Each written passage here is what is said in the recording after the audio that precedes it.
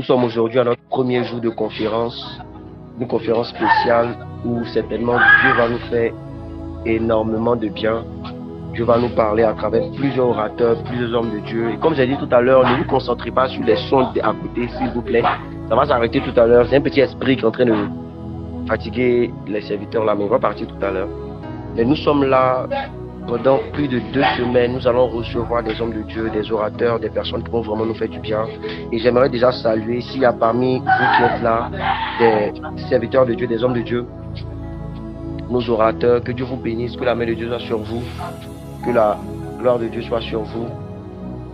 Donc j'étais en train de dire, j'espère que tout le monde m'entend bien, j'étais en train de dire que pendant 2 semaines, nous allons être visités par des serviteurs de Dieu, par des hommes de Dieu qui vont nous faire énormément de bien. Et aujourd'hui, c'est l'ouverture où nous allons essayer en fait de comprendre la pensée principale de cette conférence afin que plusieurs soient bénis, plusieurs soient visités. Donc je n'aurai pas un long moment, je vais juste donner la pensée principale et donner aussi l'esprit du programme et vous dire comment nous allons travailler. Je suis Emmanuel Monda, le serviteur Emmanuel Monda, je suis le premier responsable de Glory International. Glory est un ministère qui est né en 2021, qui a aujourd'hui 4 ans, selon une vision que j'ai reçue le 10 janvier 2021. Dans cette vision, Dieu m'a dit que le diable n'attire pas les enfants de Dieu avec ce qui n'est pas attrayant. Lorsque vous voyez une personne qui était chrétienne, qui a abandonné la foi chrétienne et qui est retournée dans le monde, c'est parce que cette personne-là a considéré en elle que ce qu'elle a vu là semble être plus intéressant que ce qu'elle vivait. Vous savez, ça serait hypocrite de dire qu'il n'y a aucun goût dans les choses du monde. Ça serait hypocrite. Mais la vérité, c'est que dans les choses du monde, ce qu'on a comme goût, c'est un goût, mais qui a un temps et qui nous détruit après. Mais ce que nous avons en Christ, c'est intéressant, c'est particulier et c'est éternel. Et notre mission à Glory, c'est de montrer à la jeunesse principalement, mais aux chrétiens de manière générale, qu'effectivement c'est en Christ que tout est beau et agréable. Et nous avons des programmes en présentiel, nous avons des programmes en ligne. Et depuis cette année, nous sommes en train d'enchaîner des conférences en ligne. Et je crois que Dieu vous fera du bien. On va aller très rapidement, on va prendre nos Bibles.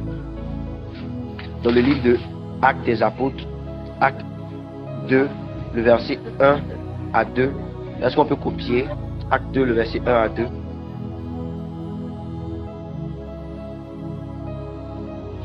Acte 2, le verset 1 à 2.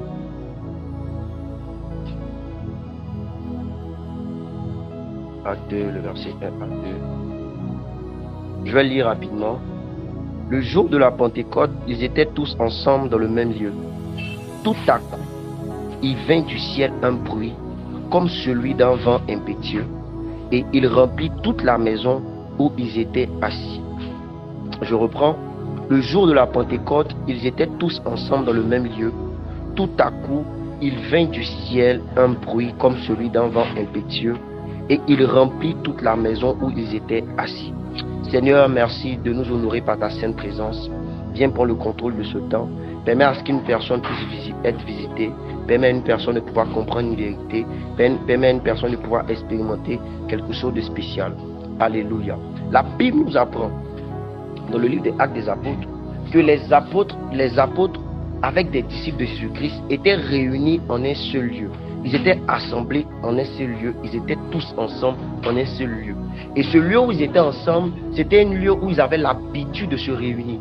C'était un lieu où ils avaient l'habitude de se réunir pour prier. C'était un lieu où ils avaient l'habitude de se réunir pour attendre quelque chose selon la promesse que Jésus-Christ leur avait faite. Et ces personnes-là se réunissaient la plupart du temps dans un lieu qu'on appelle la chambre haute. Et en ce jour de la Pentecôte, ils étaient encore réunis à la chambre haute et ils étaient ensemble, en train de chercher Dieu, en train de prier. Et pendant qu'ils étaient en train de prier, la Bible nous apprend qu'il y eut un tout à coup. Écrit un tout à coup. Il eut un tout à coup. J'ai appris quelque chose avec Dieu. Il y a une certaine dimension de gloire, il y a une certaine dimension de grâce, il y a une certaine dimension d'expérience qu'on ne pourra jamais avoir dans nos chambres. Il y a une certaine dimension d'expérimentation avec le Saint-Esprit qu'on ne pourra jamais avoir quand on est seul. Il y a une grâce qui se manifeste lorsqu'il y a des fils de Dieu qui sont rassemblés ensemble. qui sont rassemblés en un même lieu, qui sont rassemblés dans un même cœur, qui sont rassemblés avec la même pensée. La Bible nous apprend dans le livre de Genèse que des hommes se sont assemblés et ont pris une résolution d'aller retrouver Dieu au ciel. Ils ont dit que eux là, ils vont aller retrouver Dieu au ciel. Comment ils vont faire? Par quelle magie ils vont faire? Par quelle spiritualité ils vont faire? On ne sait pas. Mais on sait juste une chose, c'est que ces personnes ont décidé de rejoindre Dieu dans le ciel là-bas. Et la Bible nous apprend que Dieu dans les cieux a dit, ces personnes-là, tant qu'ils restent ensemble, tant que ces personnes restent ensemble, ils risquent de réussir. Il faut que je les sépare. Et de confesser quelque chose de très intéressant, de très puissant. Dieu venait de nous apprendre que il y a certaines choses que nous arrivons à expérimenter quand nous sommes ensemble. Voilà pourquoi il dit dans la Bible que si 2 ou 3 s'accordent pour demander quelque chose à mon Père dans les cieux, mon Père leur accordera cela. Il y a une puissance dans le fait d'être ensemble. Il y a certains sujets de prière qui ne voient pas leur exaucement parce que des personnes prient seules. Il y a certaines choses que tu n'expérimentes pas avec Dieu parce que tu es seul. Même dans la vie, si tu vis seul, tu auras un problème. Même dans la vie, quand tu vis seul, tu auras un problème.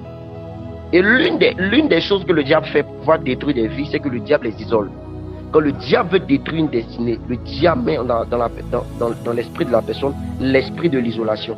C'est-à-dire que tu es là et tu as envie d'être seul. Tu n'as pas envie de parler aux gens. Tu n'as pas envie d'être à la réunion.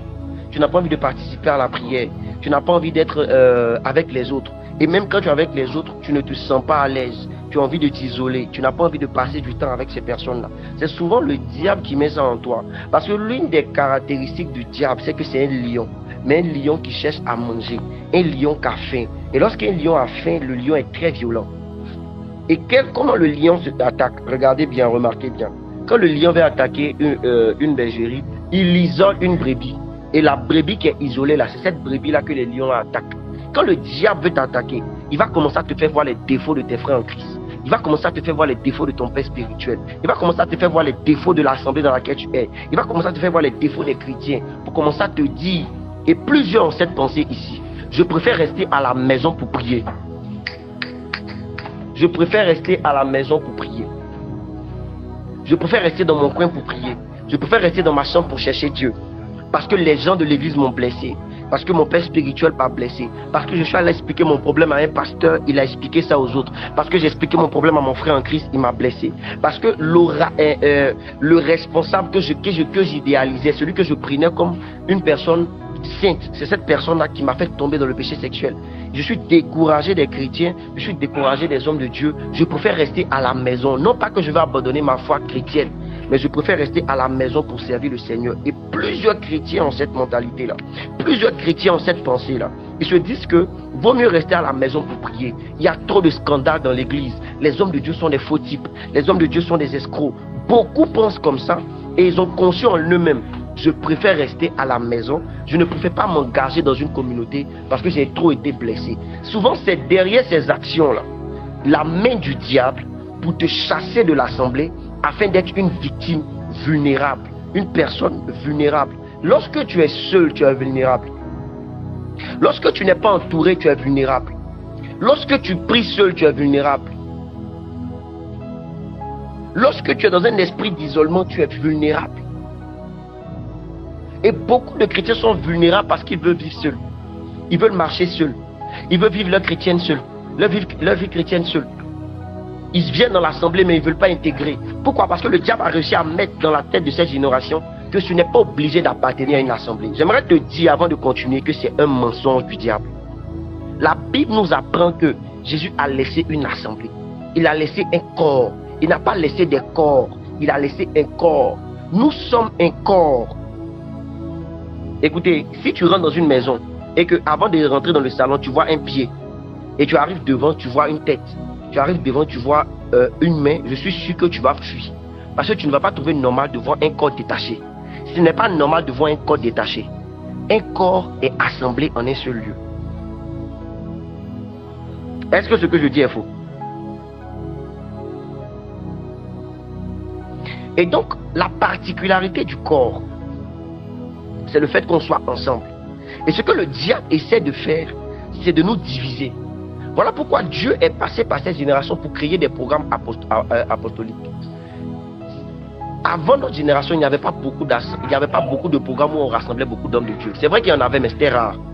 Et vous allez vous rendre compte aujourd'hui que Dieu a créé des ministères de jeunes où des gens viennent de plusieurs assemblées. D'autres sont catholiques, d'autres sont méthodistes, d'autres sont assemblées de Dieu, d'autres sont évangéliques, d'autres sont de vases d'honneur, d'autres sont d'ambassades des miracles, d'autres sont d'autres communautés, Paul des cieux, de plusieurs églises. Et à travers ces ministères de jeunes-là, Dieu a permis à ce qu'on puisse se rassembler en un lieu et partager des choses ensemble. Pourquoi? C'était un langage prophétique. Parce que Dieu est en train de dire à l'église que je ne vais pas venir chercher une église divisée. Je ne vais pas venir chercher des gens détachés. Je vais venir chercher une église. Les chrétiens prient aujourd'hui pour que l'église catholique tombe. Mais ce n'est pas de Dieu. Normalement, les chrétiens devaient prier pour que l'église soit réunie et tous les chrétiens soient ensemble. C'est ça la force de l'église. Le fait qu'on soit tous ensemble, rassemblés en un seul lieu, en train de chercher Dieu. Et le diable a réussi à faire ça. Les gens ne sont plus ensemble. Les gens ne s'aiment plus. On se critique. On se méprise. Quand tu vois que la personne ne prie pas comme toi, tu commences à ne plus aimer ce que cette personne fait. Quand une personne prend une huile et que toi, ton père spirituel ne t'a pas enseigné sur l'huile, tu commences à dire cette personne n'est pas de Dieu. Écoutez-moi. La Bible dit le même esprit, le même Seigneur. Est-ce qu'on peut prendre ensemble 1 Corinthiens 12, verset 4. 1 Corinthiens 12, verset 4. J'espère que c'est ça. 1 Corinthiens 12, verset 4. La Bible dit ceci. Il y a diversité de dons, mais le même esprit. Diversité de ministères, mais le même Seigneur. Il y a diversité d'opérations, mais le même Dieu qui opère en tous. Dis avec moi la diversité. Dis avec moi la diversité. La religion n'aime pas la diversité. La religion aime quand on se ressemble tous. La religion aime quand on prie tous de la même manière. La religion aime quand on a tous la même manière d'appeler le Seigneur. La religion aime. Mais l'Esprit de Dieu est venu pour créer une diversité. Mais une diversité sans division. Une diversité sans séparation. Une diversité sans guerre. Et Dieu, dans sa haute sagesse, sait que si on se ressemble tous, il y a certaines sphères qu'on ne pourra pas influencer. Écoute-moi, peu importe ta manière de prêcher avec sagesse, homme de Dieu, il y a des gens qui ne vont jamais être touchés par ta prédication. Peut-être que moi qui suis en train de prêcher aujourd'hui, il y a des gens qui sont touchés. Mais il y a d'autres, ça ne leur dit rien. Et le lundi, quand l'homme de Dieu va venir prêcher, ils vont être touchés par la prédication de l'homme de Dieu. Le mardi, quand un autre homme de Dieu va venir prêcher, ils vont être touchés par la prédication de l'homme de Dieu. Combien d'églises il y a dans nos pays? Mais malgré ça, il y a des gens les dimanches qui vont au maquis. Il y a des gens les dimanches qui vont faire le sport. Il y a des gens le dimanche qui restent à la maison et qui ne viennent pas à l'église. Pourquoi? Parce qu'il y a une personne qui était différente de ce que vous étiez, qui avait un appel spécial pour ces personnes qui dorment à la maison, que vous avez tué dans l'esprit de la religion parce que cette personne ne vous ressemblait pas. Aujourd'hui, les chrétiens attaquent tout ce qui est différent d'eux. Mais un Corinthien nous apprend qu'il y a diversité d'esprit, diversité, de dons, diversité de ministères, et puis j'aime la dernière partie, diversité d'opérations, mais le même Dieu qui opère tout en tous. Dieu, dans sa haute sagesse, va nous faire agir différemment, sans qu'on ne soit divisé. Parce que dans une armée, il y a l'armée de l'air, il y a l'armée de terre, il y a les marines, il y a toutes ces choses-là, mais c'est le même corps, c'est la même armée. Et en cette saison, Dieu va créer des personnes différentes. Il va les façonner et il va les mettre devant. Pas pour que les autres se sentent sales, se sentent petits, mais pour que les autres puissent apprécier une autre facette de notre Dieu. Parce que tu as vu une facette de Dieu par certains types de personnes. Mais il y a certaines facettes de Dieu que tu n'as pas encore observées. Pourquoi? Parce que tu n'aimes pas les choses différentes. Est-ce que je peux continuer à parler?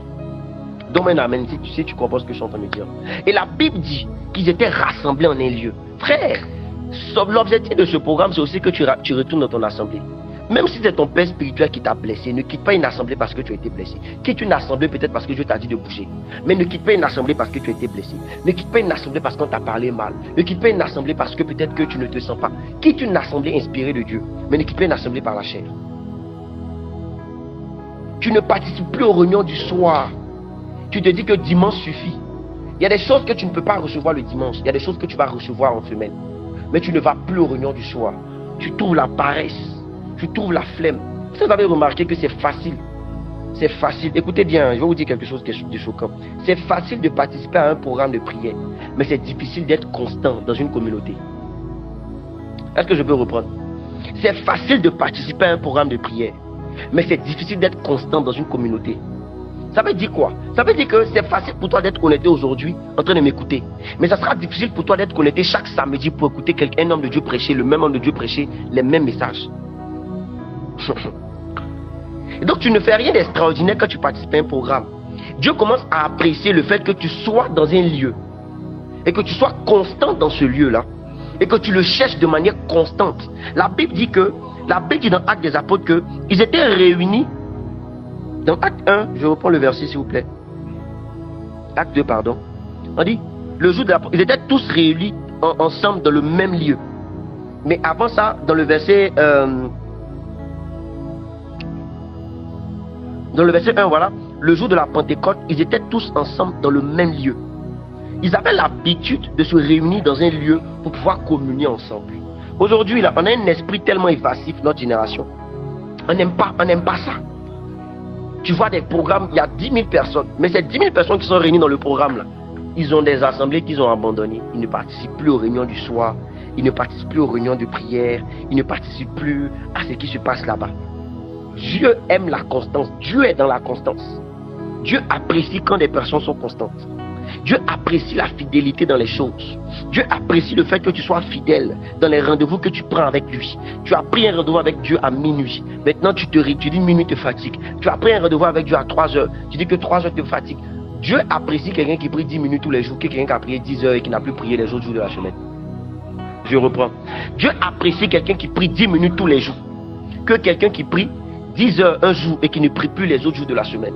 Dieu apprécie les choses qui sont constantes. Et souvent on est tellement dans la quantité qu'on a oublié aussi la qualité. Les moments de qualité. Et les moments de qualité se façonnent dans la constance. Tu ne peux pas avoir des choses de qualité si tu fais ça en passant. Quelqu'un qui passe son temps dans la présence de Dieu aura des expériences que toi tu ne pourras pas avoir. Et c'est pas combine. Parce qu'il a semé sa vie dans la présence de Dieu. Sème ta vie dans la présence de Dieu et tu récolteras dans le monde des témoignages. Si tu n'apprends pas ce principe-là, il y a des choses que tu ne pourras jamais expérimenter. Et tu auras l'impression que Dieu fait combine. Pendant que toi tu es en train de dormir, il y a des gens la nuit qui sont en train de crier le Seigneur. Pendant que toi tu es en train de t'amuser, il y a des gens qui sont en train de chercher la face de Dieu. Vous ne pouvez pas avoir les mêmes témoignages. Ce n'est pas possible. Tu n'es pas constant. Le secret des hommes qui font des grandes choses avec Dieu, ce sont des gens constants. Des gens qui restent là et qui disent, Seigneur, là où tu m'as laissé, je vais rester là jusqu'à ce que tu reviennes. Me prendre pour m'emmener devant. C'est de là où tu m'as parlé. Je vais rester là jusqu'à ce que tu me parles pour avancer encore. Des chrétiens instables. Aujourd'hui, Dieu leur dit ça, Dieu leur dit ça. C'est quel type de Dieu que vous avez qui vous parle toujours des choses différentes, mais qui ne les accomplit pas? Moi, j'ai peur de ce genre de chrétiens. Vous écoutez toujours la voix de Dieu, mais ce qu'il vous dit ne se réalise pas. Là, faites attention, ça peut être le diable qui est en train de vous parler. Parce que quand Dieu parle, ce qu'il dit se met en place. Toi, toujours, tu entends la voix. Dieu m'a dit ça aujourd'hui. Le même Dieu qui t'a dit ça aujourd'hui, demain, il te dit autre chose. Le même Dieu qui t'a dit ça aujourd'hui, demain, il te dit va à New York. Après, il te dit va aller en France. Après, il te dit va à Paris. Après, il te dit que c'est ta saison de te marier. Après, c'est ta saison de travailler. Toi seul, Dieu qui parle de 1000 choses en même temps. Il y a un problème dans ça. Le problème, c'est que tu n'es pas constant. Donc, avant de chercher à avoir une nouvelle prophétie, assure-toi d'avancer dans la prophétie que tu as reçue hier. Je préfère avoir une prophétie qui s'accomplit que d'avoir 10 prophéties non accomplies. On ne va pas mettre sur mon front, il y a 10 prophéties. C'est ce qui va se mettre en place dans ma ville. C'est ce qui va faire des témoignages pour les autres. Je veux que ce que Dieu dit se mette en place. Et ces personnes étaient en un lieu rassemblées, en train de chercher la face de Dieu. Et quand ils étaient en train de chercher la face de Dieu, la Bible dit que tout à coup, il vint du ciel un bruit. Dis avec moi un bruit. Ah, j'aime trop ce verset-là. Tout à coup, il vient du ciel un bruit. Et la première chose que je remarque, avant même de parler de ce que je veux dire, la Bible dit que le bruit qui s'est passé dans le tout à coup là, a dérangé 3000 personnes. Comment 120 personnes, le bruit de 120 personnes, peut déranger 3000 personnes? Comment le bruit de 120 personnes peut déranger 3000 personnes? Posez-vous la question. Comment 120 personnes peuvent être en train de faire un bruit et puis il y a 3000 personnes, même si 3000 personnes sont réunies en un lieu, même s'ils parlent en chuchotant, le bruit de leur chuchotement là, ça sera fort. Parce qu'ils sont 3000. Quand vous êtes dans une classe, vous êtes 60 dans la classe, vous êtes en train de chuchoter, et puis tout le monde chuchote en même temps là. Le prof entend et puis il est dérangé. Maintenant, imaginez le bruit de 120 personnes qui dérange 3000 personnes. Parce que ce bruit-là était étrange. Ce bruit-là était étrange. Il y avait quelque chose d'étrange dans ce bruit. Mais je ne suis pas venu parler de ça. Je veux te parler de quelque chose de très spécial. Écoute-moi très bien. Je ne vais pas être très long. Écoute-moi très bien. Écoute-moi très très très bien. Dis avec moi un bruit. Dis avec moi un bruit. Quand des fils de Dieu sont assemblés en un lieu, il y a un bruit qui se met en place. Quand les fils de Yeshua sont assemblés en un lieu, il y a un bruit qui se met en place. Dis encore un bruit. Et puis je parle, je t'explique quelque chose. Peut-être que les gens ne m'ont pas expérimenté, mais pour ceux qui ont déjà rempli un seau qui était vide, qui a déjà remarqué que quand tu remplis un seau qui est vide, le bruit quand le seau est vide et le bruit quand le seau se remplit est différent? Qui a déjà remarqué ça? Est-ce que vous avez déjà remarqué que le bruit quand le seau est en train de se remplir, le seau est vide, et puis le bruit quand le seau est en train de se remplir est différent? C'est que quand le seau se remplit, le bruit est fort. Maintenant, quand le seau commence à se remplir, le bruit devient moins fort. C'est-à-dire le bruit est mieux contrôlé. Qui a déjà fait cette remarque-là? Même si ce n'est pas un seau, c'est un récipient. C'est-à-dire que quand tu es en train de remplir un récipient, quand tu ouvres la pompe et tu remplis un récipient, le bruit que tu entends au départ, là, c'est différent du bruit quand le récipient est en train de se remplir. C'est ce qui s'est passé. On va prendre un verset ensemble. On va prendre un verset ensemble.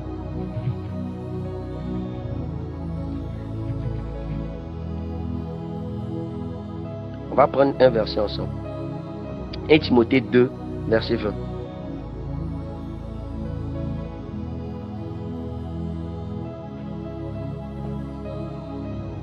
On va prendre un verset ensemble. Donc, permettez-moi de le trouver, s'il vous plaît. C'est 2 Timothée, pardon.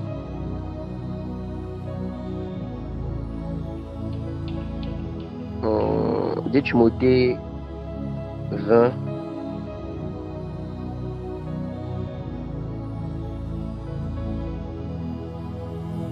Le verset 22, je vais prendre ça. On va aller rapidement. Si donc quelqu'un se conserve pur en s'abstenant de ces choses, il sera un vase d'honneur, sanctifié, utile à son maître, propre à toute bonne œuvre. Alléluia.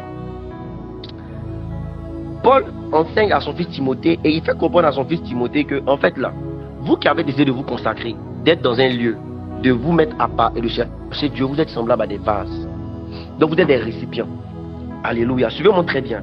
Je vous ai dit tout à l'heure que lorsqu'on remplit un récipient, le bruit qu'on attend au départ est différent du bruit quand il est en train de monter. Qu'est-ce que je suis en train de dire en vous donnant cette image? Je suis en train de vous faire comprendre que quand vous venez à Christ et que Christ vous remplit de sa présence, le bruit que vous faites est censé être plus fort et moins contrôlé que le bruit que vous faites quand vous commencez à être rempli. Je suis en train de te faire comprendre que normalement en tant que jeune, le zèle avec lequel tu dois servir le Seigneur doit être supérieur au zèle de quelqu'un qui a 54 ans, 10 ans, 15 ans, 20 ans de ministère. Pourquoi toi qui es jeune, qui t'es converti avant-hier, qui a commencé à marcher avec le Seigneur avant-hier tout près là, tu sais Dieu comme quelqu'un qui a fait 10 ans dans le ministère, qui sait Dieu comme un vase qui est tellement rempli. Ton zèle n'est pas comparable à la hauteur de ton récipient, mais aussi à, comment on dit ça, au contenu du récipient que tu es. Normalement, pour une personne qui est en train d'être remplie, il doit faire plus de bruit que quelqu'un qui est déjà rempli. Et quand tu as soif et que tu veux être rempli, le bruit que tu fais doit être supérieur à celui qui pense être rempli. Il y a un truc qui dit, ce sont les tonneaux vides qui font du bruit. En fait, pour quelqu'un qui veut être rempli avec un de Dieu, il doit faire du bruit. Voilà pourquoi quand l'Esprit de Dieu est tombé sur les disciples, la Bible dit qu'il y a eu un bruit. Il a commencé à avoir un bruit. Parce que les vases ont commencé à être remplis. Il a commencé à avoir du bruit. il a commencé à avoir du bruit. J'ai l'impression que notre génération se comporte comme des gens qui ont tellement été remplis de Dieu. On ne voit plus des jeunes faire du bruit. On ne voit plus des jeunes faire du bruit dans leur maison. On ne voit plus des jeunes faire du bruit dans la rue. On ne voit plus les jeunes faire du bruit dans l'école. On ne voit plus les jeunes faire du bruit dans leur quartier. On ne voit plus les jeunes faire du bruit sur WhatsApp. Le zèle a commencé à diminuer. D'après, voilà, on est devenu choco. Quand les fils de Dieu sont réunis, il y a un bruit. Et le bruit, la hauteur du bruit est l'équivalent de la soif de ceux qui sont réunis. Et la soif là, ça signifie juste, Seigneur, je ne suis pas assez rempli, remplis-moi davantage. Il y a des expériences qu'on n'a plus dans nos assemblées. Il y a des expériences qu'on n'a plus dans nos réunions de prière. Parce que les vases qui sont là pensent être remplis. Parce que les vases qui pensent là pensent avoir trop vu Dieu. Parce que les vases qui sont là pensent avoir trop expérimenté le Saint-Esprit. On n'expérimente plus certaines choses avec Dieu. Parce qu'on est trop rempli. Les chrétiens sont devenus orgueilleux. Quand ils voient quelqu'un tomber sous l'onction, ils ne trouvent plus ça extraordinaire. Ce que tu n'apprécies pas ne peut pas t'impacter. Nous avons commencé à mépriser le Saint-Esprit dans nos cœurs. Pendant que l'Esprit de Dieu est en train de passer des gens les mains dans leurs poches, ils commencent à observer les choses avec prétention. Ils pensent qu'ils sont arrivés. Et même nous, hommes de Dieu, on a l'impression que ce qu'on fait, c'est devenu, c'est rien. À un point où même quand on veut rendre ministère, on pense que le Saint-Esprit est notre serviteur. On dit Saint-Esprit, touche-les, touche-les. Saint-Esprit n'est pas notre serviteur. Hein. C'est pas parce que tu dis Saint-Esprit, touche-les, que le Saint-Esprit les touche, que ça veut dire que le Saint-Esprit t'obéit. Hein. On a commencé à être des vases remplis. Alors qu'avec notre âge et avec le besoin de l'humanité, on doit faire plus de bruit que ça.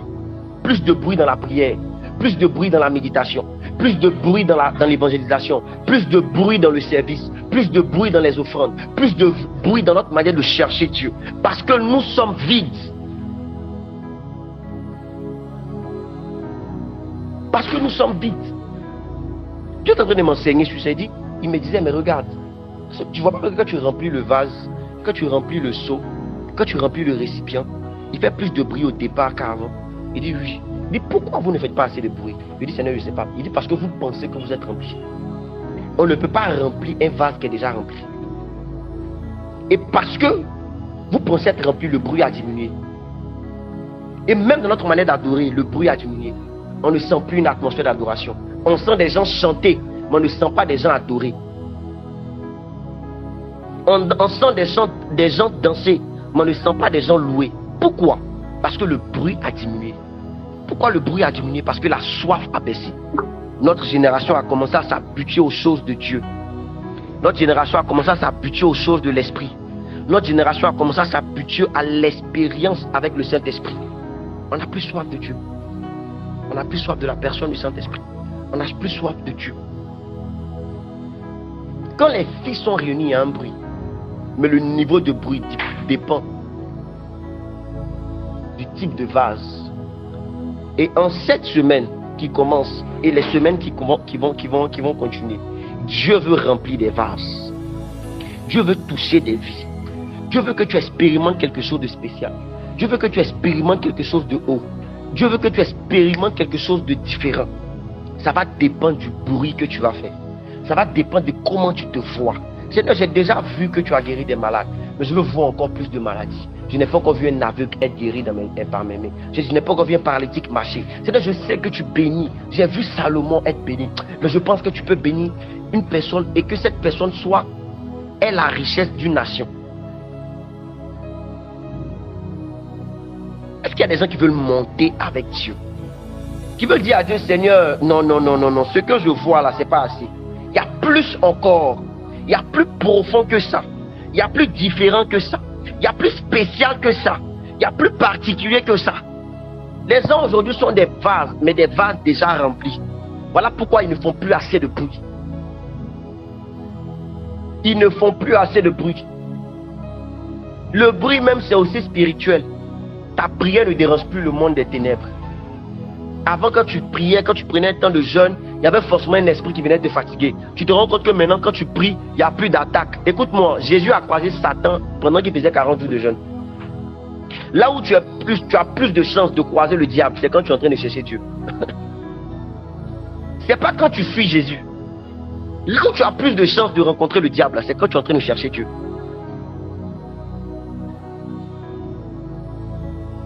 Mais tu te rends compte que maintenant, on te visite plus en rêve.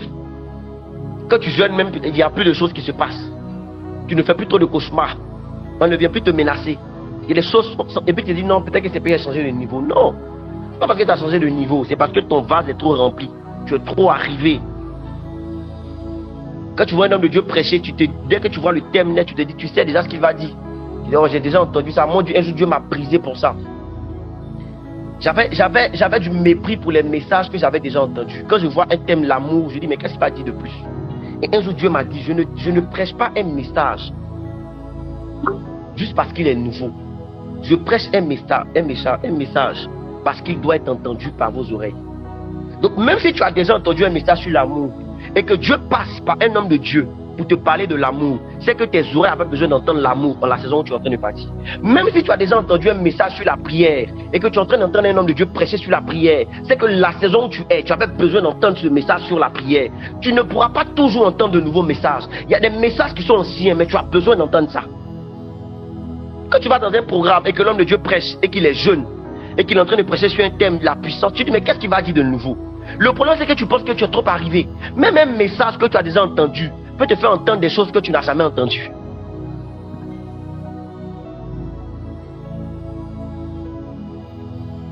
Même un message même que tu as enregistré. C'est pour ça qu'aujourd'hui les gens n'expérimentent plus la qualité du message. Parce qu'on écoute les messages une seule fois. Combien parmi nous avons le réflexe d'aller réécouter les enseignements que nous avons entendus?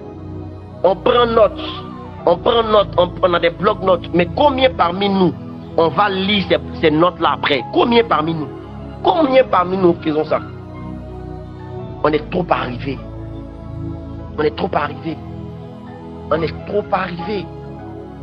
Nous sommes devenus prétentieux avec les choses de Dieu. Voilà pourquoi on n'expérimente pas. Écoutez, ceux qui expérimentent la gloire de Dieu sont ceux qui ont le cœur d'un enfant. Et un enfant, il est impressionné partout. Tu vas faire la même blague à un enfant, la même grimace, l'enfant va rire. Parce qu'il y a l'innocence en lui. Tu as perdu cette innocence-là. Tu es devenu trop vieux pour que Dieu marche avec toi. Ton vase est trop rempli. Qu'est-ce qu'on n'a jamais vu? Vous savez pourquoi la plupart de ceux qui font les choses choquantes avec le Seigneur sont les nouveaux convertis? Parce que les anciens pensent qu'ils ont trop vu. Et dès que tu commences à trop voir, tu ne peux plus voir. Dans le Seigneur, il n'y a que les aveugles qui voient. Ceux qui voient ne peuvent pas voir dans le Seigneur. Il n'y a que les aveugles qui voient dans le Seigneur. Et ton problème, c'est que tu as trop vu. Tu as trop vu. J'ai trop vu les gens marcher. Moi, j'ai marché avec les grands hommes de Dieu. Vous voyez l'homme de Dieu qui est là. Moi, je partais dans ces cultes qu'il avait encore 100 personnes. Je l'ai vu dans ses débuts. Qu'est-ce qu'il va m'apprendre? Je le connais. C'est mon respo. On est toujours ensemble. On mange porc au fond ensemble. On mange garba ensemble. Qu'est-ce qu'il va m'apprendre? C'est mon père spirituel. Qu'est-ce qu'il va me dire que j'ai jamais entendu? Voilà pourquoi la plupart même des hommes de Dieu, là, ceux qui reçoivent plus d'eux, c'est ceux qui sont loin d'eux. Ceux qui sont trop proches d'eux, les commencent à mépriser la grâce. Oh, qu'est-ce qu'il va faire? On connaît ça déjà. Qu'est-ce qu'il va apprendre? On a déjà tout vu. Oh, ma génération est en train de perdre quelque chose de spécial. Parce que ma génération a vu des choses sans payer des prix. Nos pères, pour parler en langue, ils prenaient des temps de jeûne, ils priaient, ils pleuraient des années. Aujourd'hui, tu te convertis, aujourd'hui, tu parles en langue. Donc les gens commencent à mépriser le parler en langue. Les gens commencent à mépriser les dons spirituels. C'est l'un des dons les plus méprisés, le parler en langue. Parce que c'est banal, c'est une grâce. C'est un mystère à lui tout seul. Il y a des dons même qu'on méprise. Parce que c'est pas ça qui est à la mode. Le message que j'ai est tellement simple. Dieu dit, nous devons nous rassembler. Mais il ne veut pas que nous nous rassemblons avec ce qu'on a en nous. Il veut qu'on se libère et qu'on commence à être rempli de quelque chose de nouveau.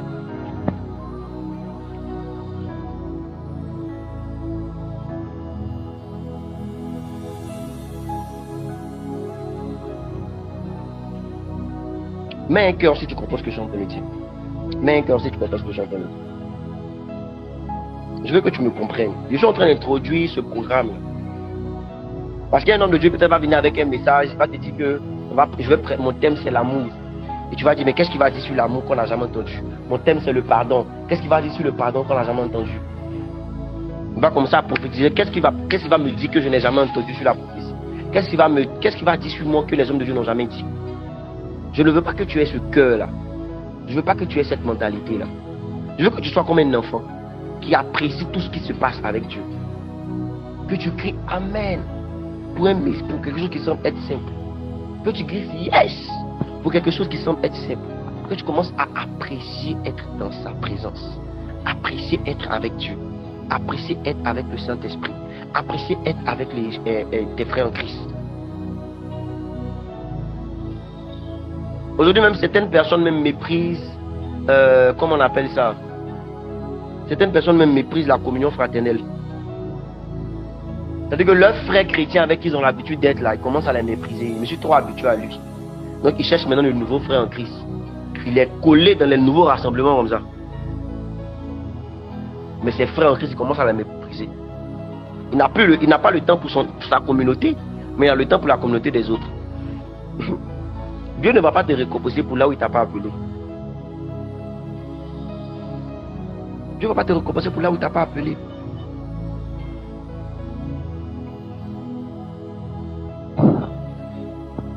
Cette semaine, des orateurs vont passer, des pères, des grands hommes de Dieu, des bénédictions. Et toutes ces semaines, tu vas visiter. Il faut que tu vides ton vase là. Et puis laisse Jésus-Christ te remplir. Et que tu aies cette mentalité dans tout ce que tu feras après. Chaque dimanche est un jour spécial. Chaque mercredi que du soir est un jour spécial. Chaque programme est un programme spécial.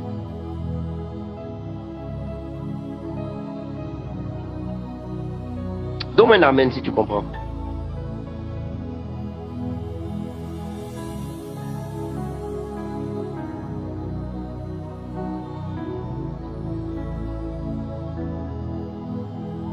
Ah, j'entends cette parole de mon esprit, je vais terminer par ça. Il y a des gens ici qui ont manqué de rentrer dans une nouvelle saison parce qu'ils ont méprisé l'homme de Dieu qui était devant eux. En se disant en eux-mêmes, si Dieu doit me visiter, c'est pas par celui-là qui va passer. C'est-à-dire que tant que la personne n'a pas un certain type d'âge, tant que la personne n'a pas une certaine manière de s'habiller, tu méprises la personne qui est devant toi. Et il y a plusieurs ici qui ont manqué de rentrer dans une nouvelle saison parce qu'ils ont méprisé celui qui était devant eux. Dieu peut passer par un âne pour parler sur ta vie et t'empêcher de mourir.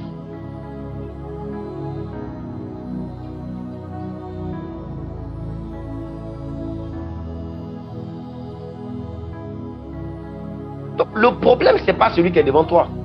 Le problème, c'est qui l'a envoyé. Trop de mépris. Trop. Tant qu'il n'a pas une église de 1000 membres, il ne peut pas changer ma situation. Il ne peut pas prier que ma situation va changer. Donc, plusieurs ont laissé leur père spirituel. Ils sont allés ailleurs. Et puis actuellement, ils ne se retrouvent pas. Le problème là, ce n'est pas l'homme de Dieu.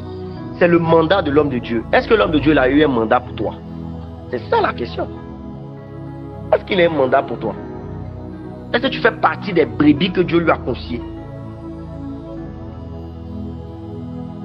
Est-ce qu'il parle à ton âme? Aujourd'hui, Dieu est en train de m'enseigner quelque chose. Il me disait que la différence entre un père et puis un mentor, c'est que le mentor a la compétence de pouvoir édifier ton esprit, même édifier ton âme.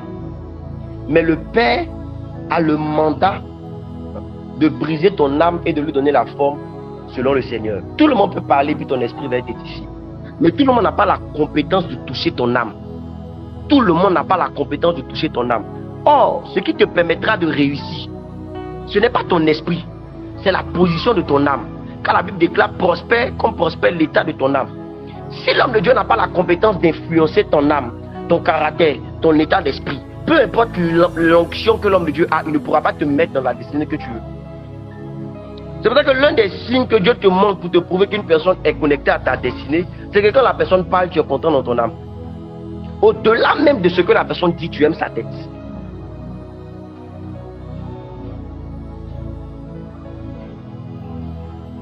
Est-ce que je suis en train de parler à quelqu'un? Qui parle à ton âme? C'est pas le message. Je reviens. Je pense qu'un homme de Dieu va prêcher sur ça. Parce qu'un homme de Dieu avec un esprit apostolique va parler de la considération d'une assemblée, va parler des pères, peut-être, je pense, va parler de ça aujourd'hui. Mais je veux que tu comprennes ceci. Si tu n'as pas encore expérimenté certaines choses avec Dieu, c'est ta faute. Parce que tu pensais que tu étais déjà arrivé, tu étais trop rempli, tu étais déjà trop loin, ta soif a diminué. Et un jour, Dieu m'a posé une question. Il m'a dit, pourquoi quand vous partez prier, vous pensez que je vais vous répondre forcément demain? Il dit, Seigneur, ce que tu es en train de dire là, c'est fort, hein? Il dit, mais c'est vrai. La plupart d'entre vous, quand vous rentrez dans ma présence pour prier, vous ne croyez pas en les ossements de maintenant. Vous croyez en les ossements de peut-être demain. Mais pas les ossements de demain, hein? Les ossements de peut-être demain. Ça veut dire que vous êtes en train de prier, vous dites que peut-être demain, Dieu va me répondre. Rares sont les chrétiens qui disent, aujourd'hui, même quand je rentre dans la présence de Dieu, il va me visiter.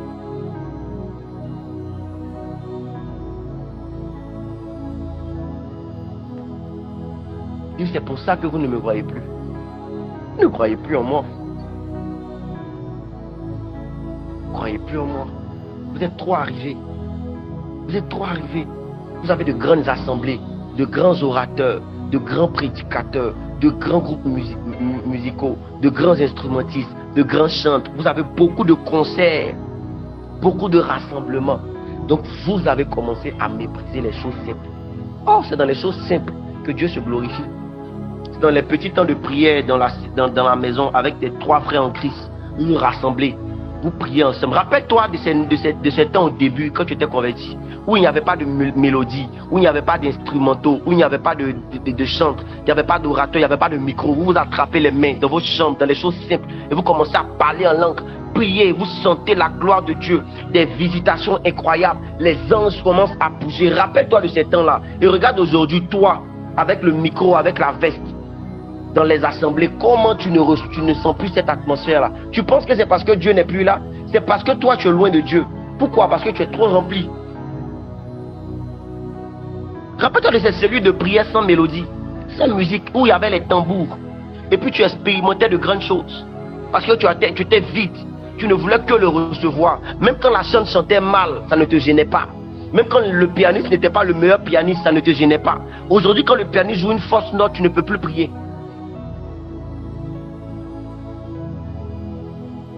Aujourd'hui, quand les chantres ne chantent pas comme Dena Moana, tu ne peux plus adorer le Seigneur. Comme quoi ton adoration maintenant est déterminée par comment la chante chante. Au-dessus, l'homme de Dieu n'a pas fait tomber les gens dans l'assemblée. Toi, tu ne crois pas que Dieu était là. Ah, que les chrétiens ont commencé à s'habituer à la présence de Dieu. On est tellement remplis. Ma prière pour toi, c'est que Dieu fasse de toi ce qu'il veut en cette saison. Et qu'il te donne l'humilité d'accepter ta position. L'humilité de réclamer plus de lui. L'humilité de l'attendre jusqu'à ce qu'il vienne. L'humilité de le chercher davantage. L'humilité de le chercher jusqu'à ce qu'il se présente à toi. Non pas comme tu veux le chercher, mais jusqu'à ce qu'il se présente à toi. Si tu as attendu 1 heure qui n'est pas venue, que Dieu te donne la force d'attendre 2 heures. Si tu as attendu 2 heures qui n'est pas venue, que Dieu te donne la force d'attendre 3 heures. Si tu as attendu 3 heures que Dieu n'est pas venu, que Dieu te donne la force d'attendre 7 heures, 8 heures, 9 heures. Que notre génération reparte à l'essentiel, la recherche de la présence de Dieu, la recherche du Saint-Esprit. Que notre génération reparte aux choses simples, rentrer dans sa chambre, s'enfermer et crier jusqu'à ce que Dieu se présente à nous. Que notre génération commence à apprécier les temps de communion fraternelle, ne pas attendre les grands programmes pour adorer le Seigneur, mais prendre 1 ami, 2 amis, 3 amis, se mettre sur la terrasse de la maison, se mettre sur le balcon et commencer à adorer, commencer à prier, commencer à méditer. Oh, j'ai remarqué une chose, c'est qu'on ne médite plus ensemble. Qui a remarqué comme moi que les temps de méditation n'existent plus? Avant là, on s'assied ensemble, on prend la Bible, on dit on va lire aujourd'hui 1 Jean 2. On lit ensemble et puis chacun donne son interprétation. Les choses simples comme ça, on ne fait plus ça maintenant. Maintenant, on est dans les grands programmes. On doit déposer les pupitres, prier ensemble. Et ça là, ça concerne même nous les hommes de Dieu. Parce que chacun a des gens avec qui il a créé dans la foi. Donc même entre nous, hommes de Dieu, on doit se faire ça. Frère, aujourd'hui, on s'appelle et puis on médite sur Jérémie. Et puis on commence à méditer ensemble sur ça. Frère, aujourd'hui, on s'appelle et on va adorer le Seigneur ensemble. Aujourd'hui, quand deux hommes de Dieu sont en train de prier, ils prient parce qu'ils ont un programme demain. On a oublié ces choses simples qu'on avait avant. Et on est vide à l'intérieur de nous parce que Christ n'a plus sa place. Aujourd'hui, notre priorité, c'est comment on va faire pour avoir plus d'âmes, plus d'âmes. Écoutez, derrière ce langage-là, il y a un langage de comment on va faire pour remplir nos communautés. Je vous assure, il y a beaucoup qui ne cherchent pas à gagner des âmes pour Jésus. Ils cherchent à gagner des membres à leur communauté. Il y en a tellement. Tellement. Il faut qu'on gagne des âmes, il faut qu'on gagne des âmes, il faut qu'on gagne. En réalité, ils sont en train de dire, il faut qu'on remplisse l'église, il faut qu'on remplisse notre communauté, il faut qu'on remplisse le ministère, il faut que les gens viennent, il faut que les gens viennent, il faut que les gens viennent. On est plus dans, on est dans la quantité maintenant. Donc les gens sont là, ils remplissent l'église, mais ils se sentent frustrés parce qu'on n'arrive plus maintenant à suivre les gens, on n'arrive plus maintenant à parler avec les gens. Le plus important, c'est que les gens viennent seulement, que l'âme soit blessée, que la personne se sente mal, que la personne soit frustrée. C'est pas mon problème. Le plus important, c'est que quand je quitte ici là, il faut qu'il y ait de nouvelles personnes qui viennent encore. Oh!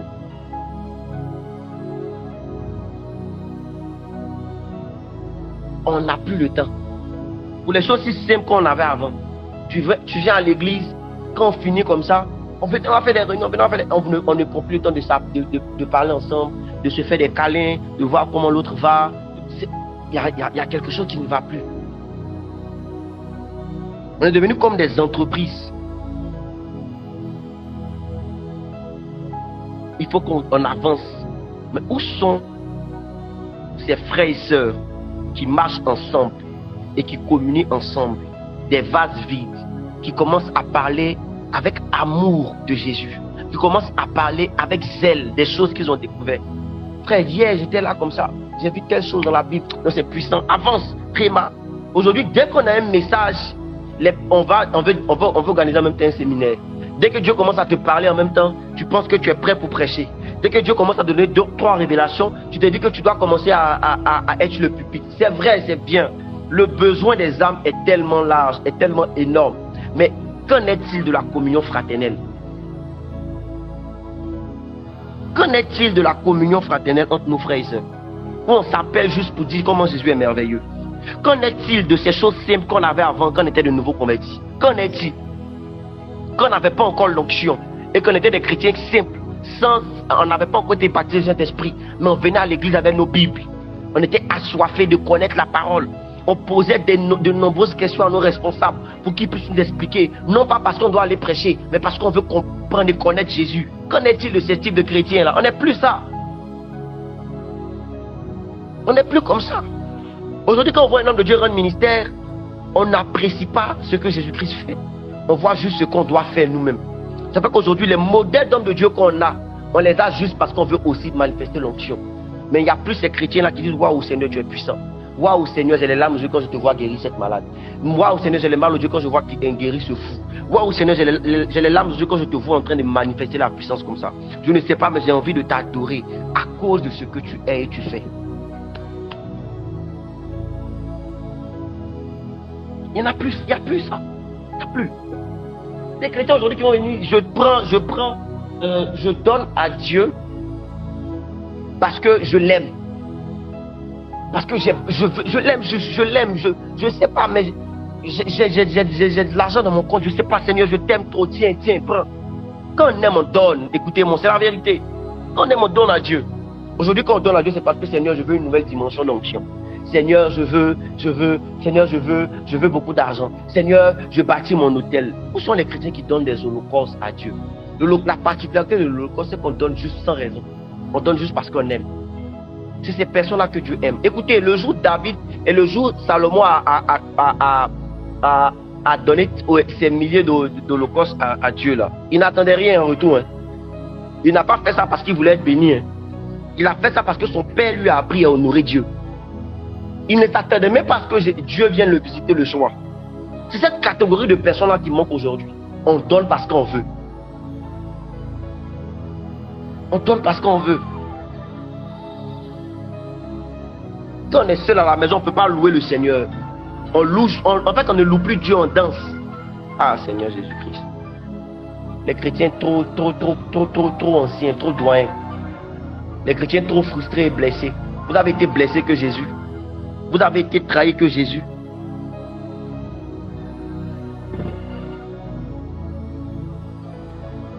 Qui parmi nous aussi peut avoir la prétention de dire que sa vie chrétienne n'était plus dure que la marche du Seigneur sur la terre?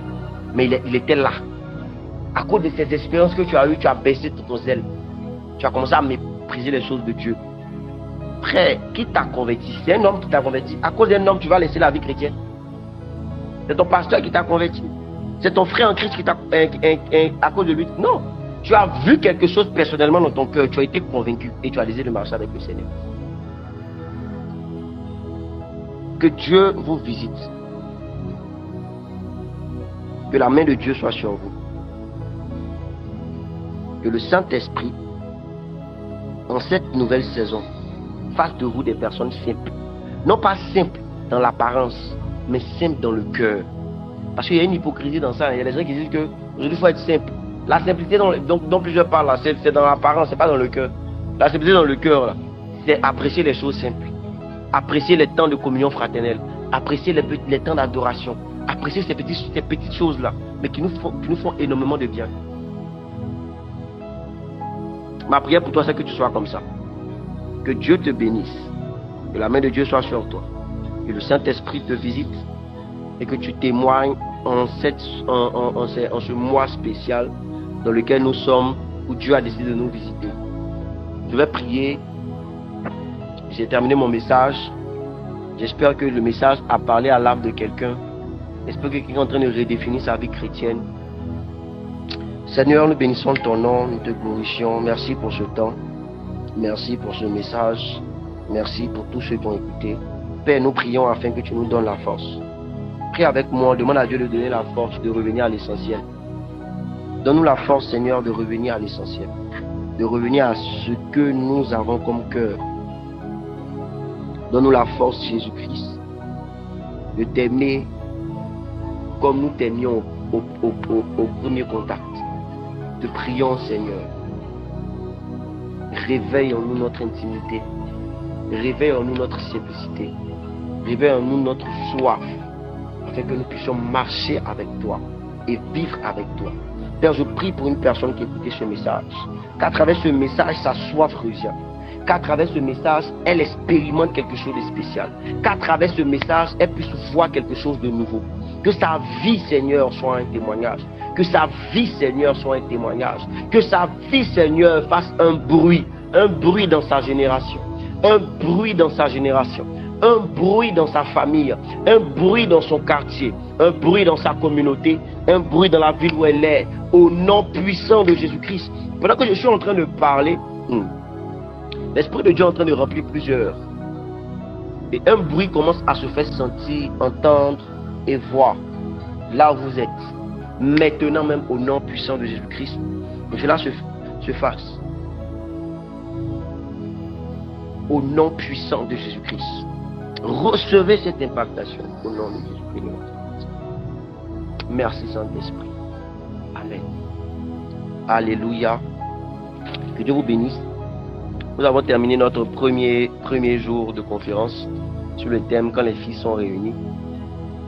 Nous nous retrouverons ici par la grâce de Dieu le lundi. Nous nous retrouverons ici par la grâce de Dieu le lundi afin de pouvoir encore expérimenter quelque chose. Les dimanches, on n'a pas conférence, on n'a pas culte, on n'a pas réunion. C'est le lundi au samedi. Chaque lundi au samedi, on a réunion. Donc on va se retrouver sur le lundi avec notre premier orateur. Je ne vais pas vous dire quel orateur de lundi, vous allez le découvrir vous-même. Mais je crois que nous serons énormément bénis. Voilà. Pour ceux qui sont dans le groupe, vous aurez les résumés de l'enseignement d'ici demain soir. Les résumés de l'enseignement avec des pensées, des images et tout ça. Pour pouvoir vous permettre de prier avec des points de prière afin que vous puissiez prier jusqu'au lundi. Que Dieu vous bénisse.